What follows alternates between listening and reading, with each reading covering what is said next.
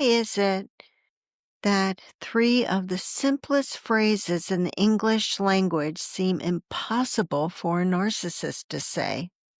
Please, thank you, and I'm sorry. You could fix them a beautiful dinner. Take the time, put in the effort, maybe even make their favorite dish, and you'll never hear a word of thanks, not even a simple, I enjoyed that.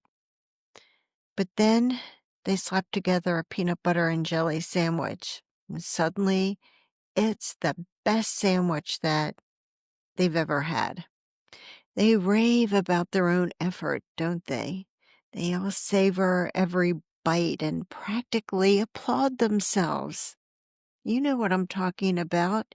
I know it sounds silly and trivial, but if you've lived it, you know what I'm talking about. It's not about the sandwich. It's about the way they refuse to honor your giving, yet demand praise for the smallest thing that they do. This is Annie's story, and I'm telling it for her because this was Annie's daily reality. She would cook dinner and after dinner, not because she expected it, but just because she cared. Maybe she just wanted to be seen, appreciated a little bit, maybe. But the man she was married to, not once did he look her in the eyes and say, thank you, or this was such a good dinner. I appreciate you.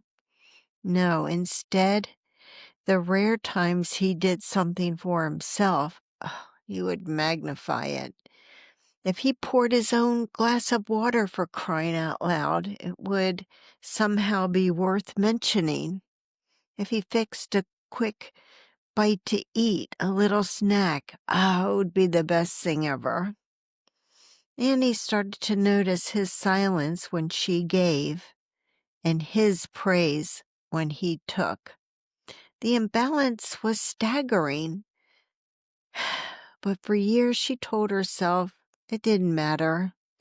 I don't know, I guess she seemed to think that she didn't deserve it because it was her job, something that she was supposed to do and not deserving of acknowledgement. Until one day she realized it wasn't about the words. It was about somehow feeling erased. And this is where so many of you know the pain firsthand. It's not about gourmet meals or peanut butter sandwiches. It's about a relationship where one person is giving, that person's invisible, and the other person's crumbs, they are gold. Living like this does something to you. I think it starts to lower your expectations, maybe your self-esteem. You just stop hoping for acknowledgement. You even question whether you're just asking for too much or expecting too much for wanting that acknowledgement. Here's the truth. It was never too much to expect respect. It was never too much to want those simple words, please, thank you, or I'm sorry. A narcissist withholds them because those words level ground, don't they? They admit then that you have value. Those words admit that you matter. And for someone bent on control, that's way too much for them to give. This one's for the survivor who remembers making effort after effort only to be met by silence. This one's for the one who stopped expecting to be appreciated because it hurt too much when it never came. This one's for you who knows you are worthy of being thanked all along. Your meals mattered. Your care mattered. And even when they didn't say it, even when they refused to see it, Your worth was never defined by their silence.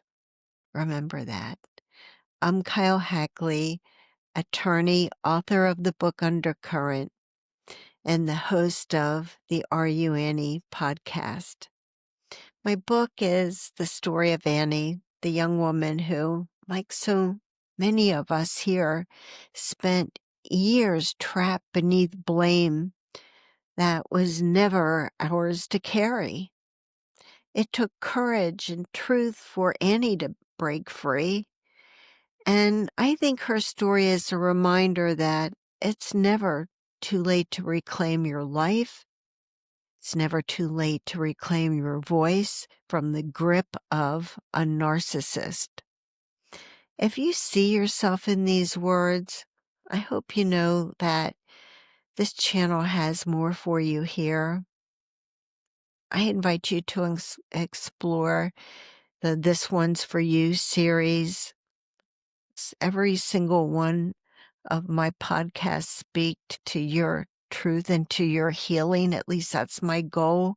And as always, I want you to remember that you are so much stronger than you ever believed.